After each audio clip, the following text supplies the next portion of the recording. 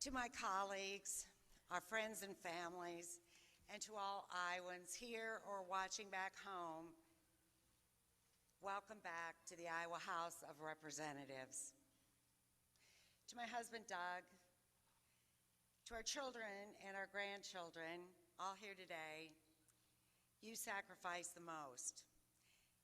Thank you for understanding when I'm away, and thank you for supporting me when things get bumpy.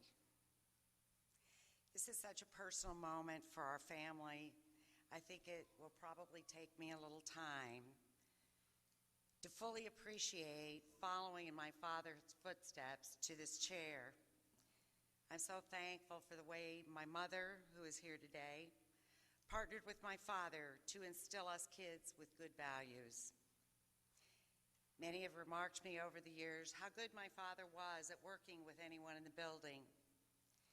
That has always stuck with me, and I know that times have changed, but the value of working together has not. It is humbling to be the first woman to preside over this prestigious chamber, and it is exciting that we're making history in a room that has experienced so much of it.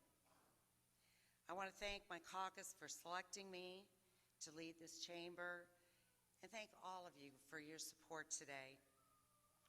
I hope my election as Speaker shows all young women and Iowans who come from diverse backgrounds that opportunities abound. For a long time, we've told our children that they can be anything that they want when they grow up. Today, better than ever, we're showing them that this is a reality. Like many of you, I left last session with certain expectations of how this session might start. Expectations, however, rarely predict future realities. Settling for what is expected would be a very disappointing habit for this body to get into. If we settled for expectations, how many of our greatest achievements would have been left on the shelf, unrealized? The press and the pundits have low expectations for this session, but these are not the expectations that we should concern ourselves with. Instead, we should focus on the expectations of Iowans, the Iowans we've been elected to represent. Our constituents expect us to listen to them, to bring their ideas and concerns into this building, share them, and use them to do what is right for the future of our state.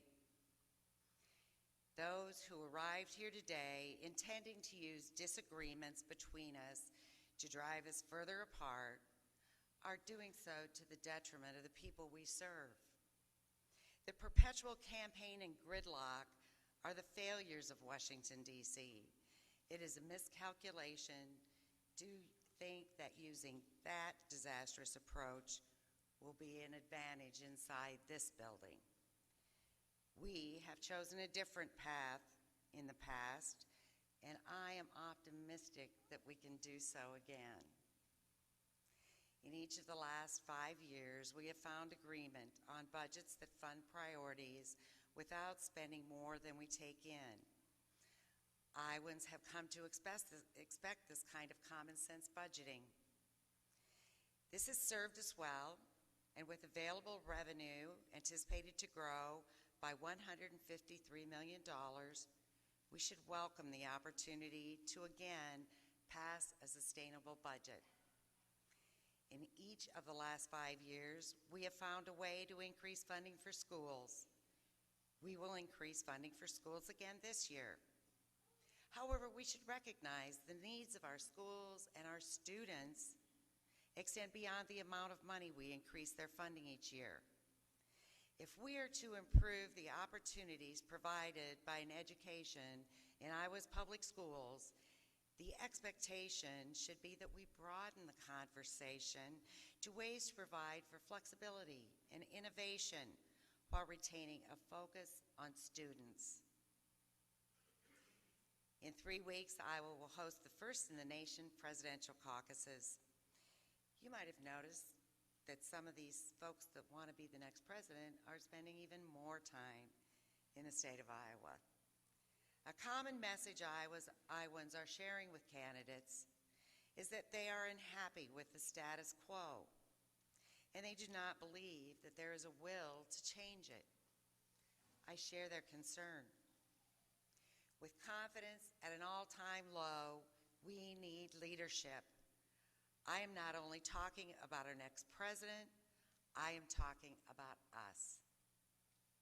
I am talking about Iowans expecting the state to showcase how government for the people, by the people, is supposed to work.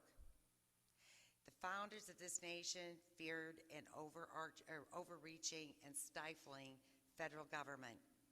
They trusted states to be the laboratories of innovation who could prevent the realities that we now face. It is not our job to protect the status quo. In a fast-moving and ever-changing world, the status quo means leaving ourselves behind. We should strive for better. We should welcome disruptive ideas. We should pursue policies that increase opportunities, use technology to remove barriers, help us make the best state in the nation to grow a business and raise a family.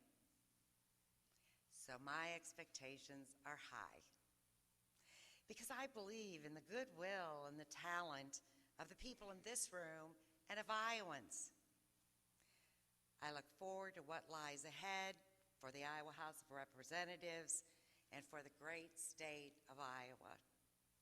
May God bless our work. Thank you.